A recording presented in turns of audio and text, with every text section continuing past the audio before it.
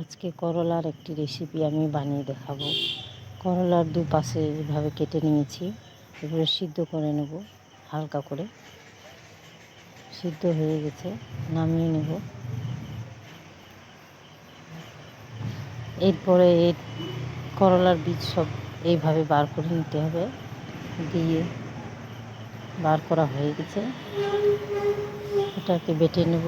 এখানে আমার আছে টমেটো, কাঁচা লঙ্কা, করলার যে বীজটা আমি বার করেছিলাম, এখানে আছে জিরা বাটা, রসুন বাটা, শুকনো লঙ্কা বাটা, এখানে আদা বাটা, তারপর আছে পেঁয়াজ কুচি।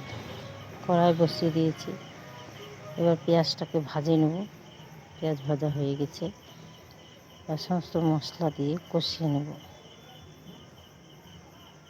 এইভাবে কষানো হয়ে গেছে বন্ধুরা, নামিয়ে নেব।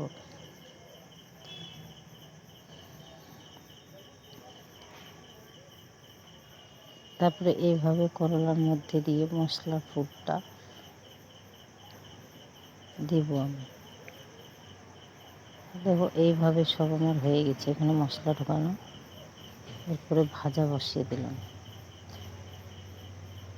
এইভাবে করলাটাকে ভাজে নিতে হবে।